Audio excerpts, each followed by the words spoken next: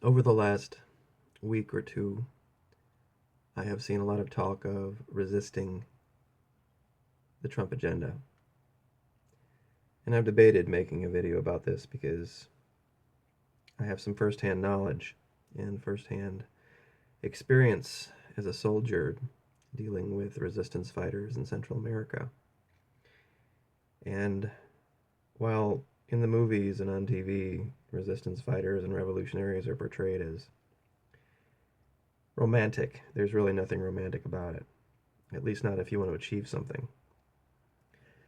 The reason I put this quote up on the screen to talk about is I think it's very relevant to the man who's slated to be inaugurated here in 10 days or so. He has given anyone attempting to resist him a ton of information and a great many places he can be exploited have been revealed. And in this video, I'm going to try to talk about 4 different points if you're interested in actually resisting the man as opposed to just being seen as resisting the man. This man is in love with himself, and he's in love with the sound of his own voice. But he can only maintain an attention span for about 140 characters. Now that's very key, because that means his entire agenda, no matter what's being talked about, has to be boiled down and distilled down to 140 characters. Yesterday I did a video where he was juxtaposed to a man who has a radio program that goes for 3 hours every day. And he's talked about conservative ideas, and he's noticed a drop in viewership in the last 5 to 10 years, and even he has attributed it to the inability of modern people to pay attention for the amount of time that he needs them to pay attention for. This little hiccup in between these two people can be used against them. Because if we can flip the script and change the narrative and get away from the Trump 100-day plan and start talking about the exact opposite of it, Donald Trump will not be able to answer that in 140 characters, and it's going to fall to a man like Limbaugh to explain what's going on. But the net effect of that is going to be Trump seeing Limbaugh as stealing his limelight. And that will cause dissension in the ranks.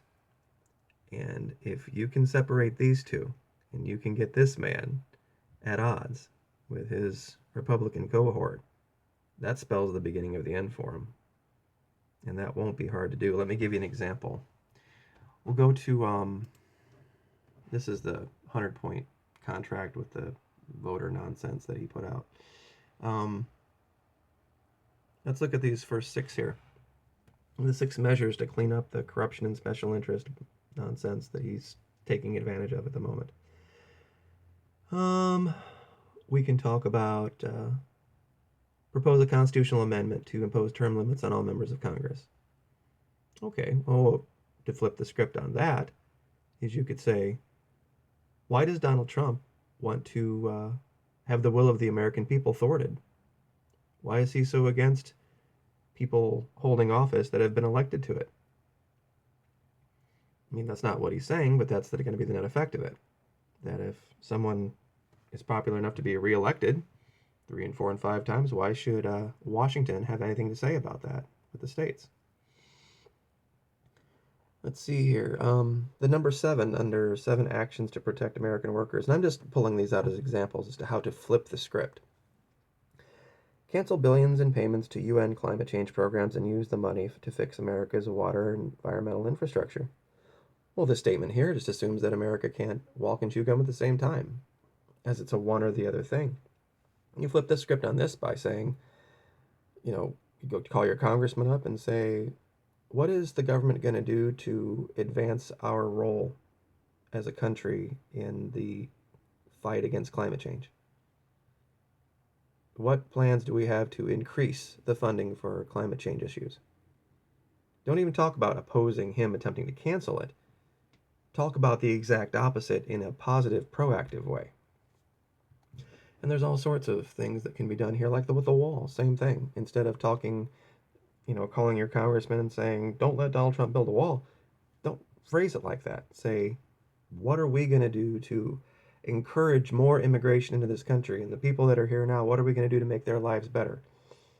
If Donald Trump talks about, not wanting to take any Syrian refugees or a limited amount, call your congressman and say, Congressman, what are you going to do to help bring 150,000 Syrian refugees here? What are we doing proactively to increase that? Completely changes the script. So those are just the examples I wanted to use. But it also goes to something else that I wanted to talk about, and it is this: Maslow's hierarchy of needs. And this is going to be real important when dealing with Trump voter, because for the last 8 years, Trump voter has been living down here and here in these two. And now, all of a sudden, he's been able to graduate up to these two here. And that's kind of a big deal, because you're not talking about Donald Trump anymore. You're talking about people's happiness and what makes them happy and what makes them feel good about themselves, even if it's a lie. If it gets them to here, it makes them very difficult to deal with, because they're tying all of these two things into this man. It goes to this: mental slavery is the worst form of slavery, for it gives you the illusion of freedom, makes you trust, love, and defend your oppressor, while making an enemy of those trying to free you or open your eyes. This was a tactic that anybody who's worked in detention knows how to use. When you can change the definitions of reality for people, then you've changed everything, and you have them. And this is where Donald Trump has these people right now, in a form of mental slavery, because their happiness and their joy and their definitions of success going forward all hinge on his success. He doesn't succeed, and then by definition they don't succeed. It's a very dangerous thing with these folks. But something is about to change, and this is going to seem completely like an odd thing to say. But January 20th cannot get here soon enough at this point.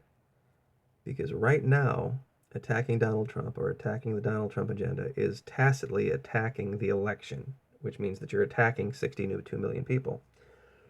After he's inaugurated, and that pretty much ends all election activities, then he stands alone. It's no longer 62 million people or the results of an election that you're attacking. You're dealing with one man, one Twitter account, and 140 characters. And this is not lost on quite a few people in Washington. They're just salivating, waiting for this opportunity to dig into this guy like nobody's business. And he has shown some very, very weak underbelly in a lot of different places. And he will be very easy to thwart. He has a very, very tiny sense of self. And I say that in the sense that it's very easy to hurt this man's feelings. And you can get him in a reactive mode almost instantaneously on everything. And if you can keep this guy stuck in the starting blocks, defending himself over and over again, defending his policies over and over again, while people are trying to move another direction with another narrative, it's going to drive this guy bonkers. It'll drive him nuts. He won't even want to be president in 4 years from now. Last thing I want to cover here in the last minute is something from World War II that wasn't covered a great deal. It's about the Spanish Maquis. Now, everybody knows about the French Maquis, but the Spanish Maquis were actually an incredibly, incredibly successful resistance group to a man named Franco. And I just want to read this. During the German occupation of France, the Spanish Maquis engineered more than 400 railway sabotages, destroyed 58 locomotives, dynamited 35 railway bridges, cut 150 telephone lines, attacked 20 factories, destroying some factories totally, and sabotaged 15 coal mines. They took several thousand German prisoners, and most miraculous considering their arms, they captured 3 tanks. These people knew how to change the narrative. They weren't going to sit back and wait for the Nazis to come to them. They went to the Nazis.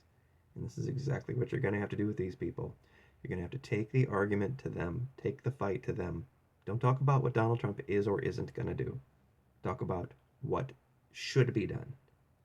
And how are these people going to, when I mean these people, your representatives, your congressmen, your senators, how are they going to react to future voters' requests that a completely different path be taken? So, the 4 points that I spoke of earlier: set goals, find out what defines the win, short term wins equal long term initiatives, know yourself.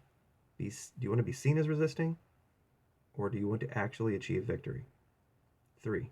Understand your enemy, what motivates them, their strengths, and their weaknesses. And number 4, flip the script. Change the narrative. Don't make it about them. Make it about you, and you'll win every time. So, like, share, subscribe, click the little bell. Thank you very much, folks. I sure appreciate the time. We'll see you again soon.